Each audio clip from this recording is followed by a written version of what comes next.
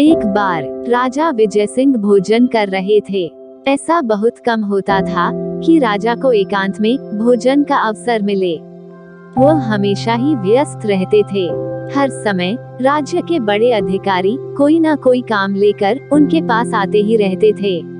आज रानी जयवंती ने अपने हाथों से विजय सिंह का मनपसंद पकवान बनाया था। वैसे राज रसोई में 20 दासियां थीं, पर आज रानी ने सबको रसोई से बाहर भेज दिया। आज उनका मन अपने हाथों का बना भोजन राजा को खिलाने का था। राजा का प्रिय सेवक मुंशीराम भोजन परोस रहा था। राजा तन्मय होकर खा रहे थे। रानी प्रसन्न थी। मुंशीराम जानता था, जब राजा खुश होते थे तो उसे कुछ न कुछ इनाम अवश्य मिलता था। रानी जयवंती से तो वह अपने आप भी कुछ मांग लेता था। राजा विजय सिंह की मूंछें बड़ी बड़ी थीं। एकाएक उनका हाथ बहक गया। दही का ग्रास मुंह में न जाकर मूंछ पर गिर गया। राजा की मूंछें दही से सन गईं। उस समय मुंशीराम पास ही खड़ा था। पता नहीं कैसे रोकते रोकते भी उसे हंसी आ गई। फिर झट से उसने हंसी रोक ली, पर वह एक पल की हंसी ही बहुत थी। राजा क्रोध से कांप उठे। उन्होंने रुमाल से मूंछें साफ की और भोजन छोड़कर उठ खड़े हुए। मुंशीराम के कांटों तो खून नहीं। वह थर थर कांपने लगा। समझ गया अब प्राणों की खैर नहीं। अपने को कोस रहा था कि हंसी होठों पर कैसे चली आई। न जाने अब क्या होगा। शायद उसकी हंसी के बदले उसके परिवार को जीवन भर रोना पड़ेगा, दुख सहने होंगे। एक ही पल में इतना कुछ सोच गया बेचारा मुंशीराम। विजय सिंह ने मूंछों पर लगी दही साफ कर ली, पर फिर भी कुछ लगी रह गई। उन्होंने ताली बजाई। एक सैनिक तुरंत अंदर आया। राजा ने कहा, मंत्री को बुलाओ। बात की बात में मंत्री भी आ गया। आज्ञा महाराज। मंत्री ने हाथ जोड़े। विजय सिंह ने गुस्से भरी आवाज में कहा, मुंशीराम को काल कोठरी में डाल दो। इसका निर्णय कल होगा। मुंशीराम को बंदी बनाकर ले जाया गया। रानी जयवंती भी एक तरफ खड़ी देख रही थी। उसकी समझ में न आया कि एकाएक हुआ क्या। पता चलता भी तो कैसे, क्योंकि मुंशीराम और राजा के बीच कोई शब्द नहीं बोला गया था। मुंशीराम हंसा नहीं था। दही में सनी हुई राजा की मूंछें एकाएक उसे विचित्र लगी थी और बस। जयवंती को मालूम था कि राजा को जल्दी क्रोध आ जाता था। रानी धीरे धीरे राजा के पास चली आई। विजय सिंह ने रानी की ओर देखा और फिर जयवंती के होठों पर भी हंसी आ गई। विजय सिंह गरज उठे, तो तुम भी, और उन्होंने रुमाल से मूंछें रगड़नी शुरू कर दी। समझे शायद दही अभी तक मूंछों पर लगी है, लेकिन इस बीच तो मंत्री तथा सैनिक भी आकर चले गए हैं। तो क्या उन लोगों ने भी दही से सनी हुई मूंछों को देख लिया है? ये तो गजब हो गया। अब तो अकेले में ये मुझ पर हंसेंगे। ऑफ। पलक झपकते ही रानी जयवंती पूरी घटना समझ गईं। उन्होंने ऐसा भाव बनाया जैसे उन्हें कुछ पता ही न हो। बोली, महाराज, यह एकदम क्या हो गया? ऊपर से रानी गंभीर बनी हुई थी, पर राजा की दही में सनी बड़ी बड़ी मूंछों को कल्पना की आंखों से देखकर उनके मन में गुदगुदी हो रही थी। वह जोर जोर से हंस पड़ना चाहती थी, लेकिन इससे तो बात और बिगड़ जाएगी। अब राजा समझे किसी को कुछ पता नहीं चला, पर रानी से तो कहना ही था। उन्होंने कहा, मूर्ख मुंशीराम हमारी हंसी उड़ाता है। भोजन करते समय मूंछों पर जरा सी दही क्या लग गई, वह तो हंसने लगा। हंसी शब्द सुनते ही रानी जयवंती अपनी हंसी न रोक सकी। जोर से हंस पड़ी। बोली, हंसी की बात पर कभी कभी हंसी आ ही जाती है। इस तरह हंसने की कीमत उसे अपने प्राण देकर चुकानी पड़ेगी। राजा ने कहा और उत्तेजित भाव से इधर उधर टहलने लगे। क्या आपने उसको प्राणदंड दे दिया है? कल दरबार में यह निर्णय सुनाया जाएगा। आज की रात वह काल कोठरी में बिताएगा। रानी समझ गई, बेचारे मुंशीराम के प्राण बचने वाले नहीं। उन्हें दुख हो रहा था कि राजा इतने उतावले स्वभाव के क्यों हैं, पर अब कुछ तो करना ही था। एकाएक उन्होंने कहा, आपने मूंछें पूरी तरह साफ नहीं की हैं। लाइए, रुमाल मुझे दीजिए। राजा ने इधर उधर देखा, फिर रुमाल रानी को थमा दिया।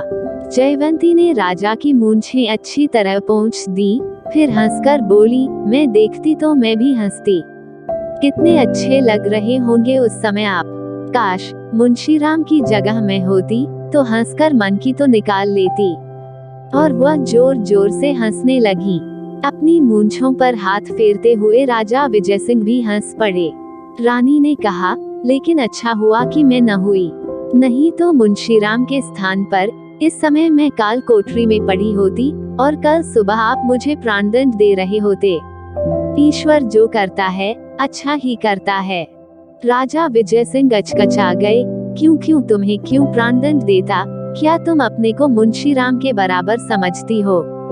हाँ महाराज, अपराध करने वाला केवल अपराधी होता है, न्यायदास या रानी में कोई भेद नहीं करता। मैं तो आपके न्याय की प्रशंसा इसीलिए करती हूँ। हाँ लेकिन राजा कुछ उलझ गए। बात उनकी समझ में नहीं आ रही थी। अगर आपको न्याय करना है तो फिर मुझे भी दंड दीजिए, क्योंकि मैं भी तो दही से सनी हुई मूंछें देखकर हंसी हूँ, है कि नहीं? रानी ने कहा। रानी, हाँ महाराज, आप न्याय राजा हैं, आपके हाथों अन्याय नहीं होना चाहिए। अगर आपने कल दरबार में नौकर को मृत्यु दंड दिया तो मैं भी अपने अपराध के लिए वही दंड मांगूंगी, और तब आप मना नहीं कर सकेंगे। रानी, यह क्या कह रही हो तुम? क्या तुम पूरी दुनिया में मेरी हंसी उड़वाओगी?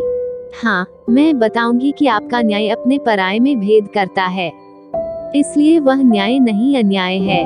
जयवंती ने कहा, अगर इस तरह आप जरा सी बात पर लोगों को काल कोठरी में डालेंगे, उन्हें मृत्यु दंड देंगे, तो फिर मुझे हस्तक्षेप करना ही होगा।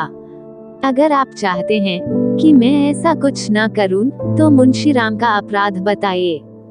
अपराध तो मैं ऐसी तो कोई बात नहीं। राजा विजय सिंह ने उलझन भरे स्वर में कहा, महाराज, आपकी मूंछों पर दही गिर गई। उस हालत में कोई भी आपको देखता तो उसे हंसी आ ही जाती, लेकिन बेचारा मुंशीराम शायद मनुष्य नहीं राजसेवक है, उसे ऐसा नहीं करना चाहिए था। बस उसी अपराध का दंड मिला है न? सच कहिए, क्या यह अपराध था? कुछ पल दोनों चुप रहे। फिर राजा ने कहा, रानी, बस एकदम क्रोध आ गया और बस। महाराज, आप प्रजा के पिता हैं, आप किसी को कुछ भी दे सकते हैं। बेचारे मुंशीराम के प्राण उसे लौटा दीजिए। असल में तो बेचारे ने कुछ किया ही नहीं। रानी की बात सुन राजा भी अपनी गलती समझ गए, पर उन्होंने कहा, अगर मैं अपना आदेश वापस लेता हूँ तो मंत्री न जाने क्या समझे। कोई कुछ नहीं समझेगा, आप चुप रहिए, चाहे तो विश्राम कक्ष में चले जाइए, मैं मंत्री को स्वयं बुलाती हूँ। ठीक है, मैं इस बारे में कुछ नहीं बोलूँगा, तुम मंत्री को बाहर के कक्ष में बुलाकर जो चाहे कह दो। कहकर राजा वहां से दूसरे कमरे में चले गए। जयवंती ने मंत्री को बुलवाया, हंसकर बोली, महाराज का क्रोध शांत हो गया, मुंशीराम को मेरे पास भेज दीजिए। मैं महाराज का कोमल मन अच्छी तरह समझता हूँ, मैंने मुंशीराम को बाहर ही बैठा रखा है, अभी भेजता हूँ। मंत्री ने कहा और बाहर चला गया। कुछ ही पल बाद मुंशीराम रानी के पास खड़ा आंसू बहा रहा था।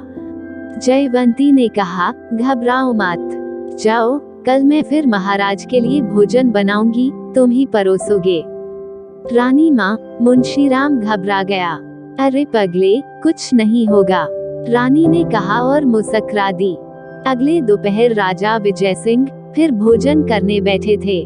रानी रसोई में थी, मुंशीराम भोजन परोस रहा था, वह थर थर कांप रहा था। राजा ने कहा, मुंशीराम, डरो मत, आराम से भोजन परोसो, दही मूंछ पर गिरेगी तो। और खूब जोर से हंसे। रसोई में रानी भी हंस पड़ी, लेकिन मुंशीराम नहीं हंस सका। विजय सिंह ने गले का हार उतारकर मुंशीराम को थमा दिया, बोले, रख लो, हाँ लेकिन ध्यान रहे किसी से कुछ न कहना। महाराज की जय हो। मुंशीराम की जान में जान आ गई। राजा जोर जोर से हंस रहे थे और आप यह कहानी पढ़कर हंस रहे हैं।